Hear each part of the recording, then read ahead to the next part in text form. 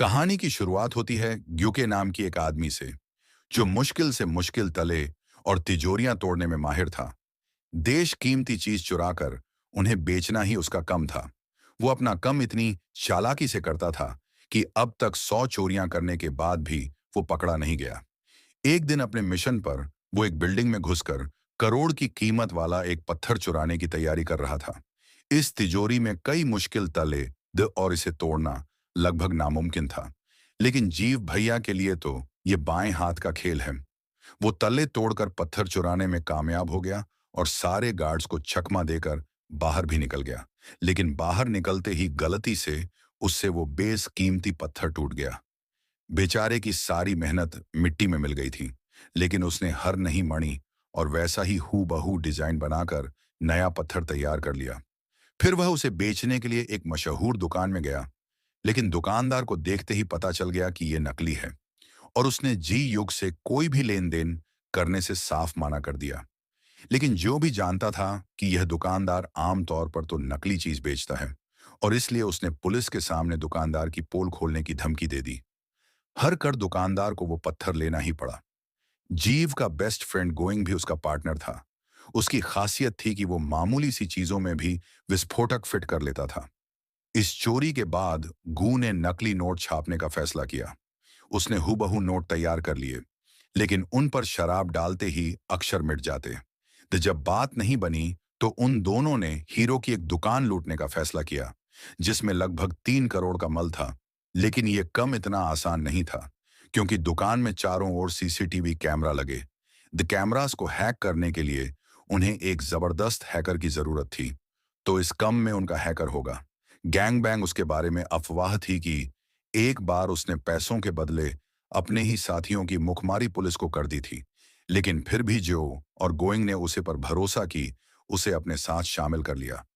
इसके बाद गू की दोस्ती यूना नाम की एक लड़की से हो गई, जो ऐसी कीमती चीजों की एक्सपर्ट थी। दोनों घूमने गए जहां जियो ने उसके गले का हार देखा, जो यूना के पिता ने उसे तोहफे में दिया था। इसके बाद वो दोनों एक ज्वेलरी की दुकान पर उसे हर की जांच करवाने गए, जहां उन्हें पता चला कि उसे हीरे की कीमत लाखों में है। उसी वक्त सबसे नजरें चुराकर जीव ने एक बाग सोफे के नीचे खिसका दिया और वहां से चलता बना। फिर वो एक और दुकान से जांच करने गए और वहां भी यही नतीजा निकाला।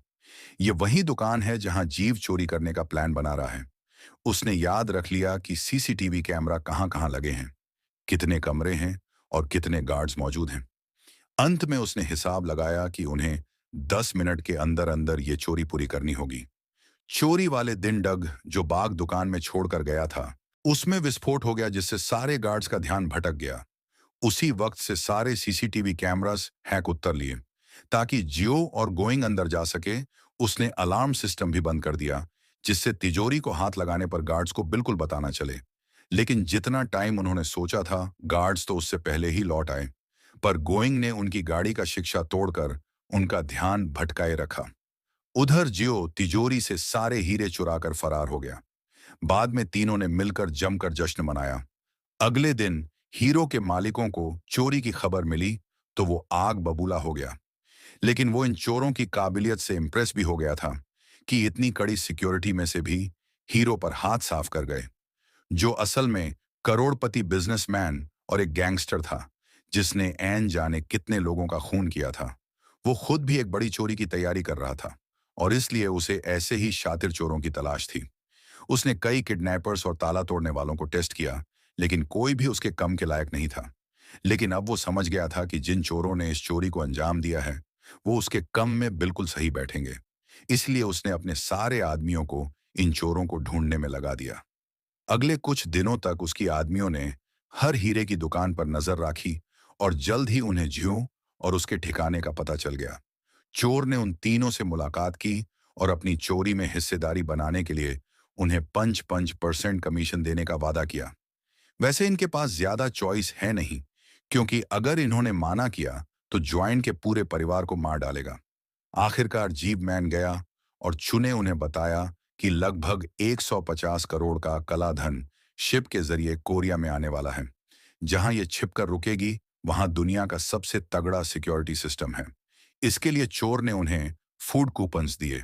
जो चाहता है कि वो तीनों इन फूड को इस्तेमाल करके इस चोरी को अंजाम दें।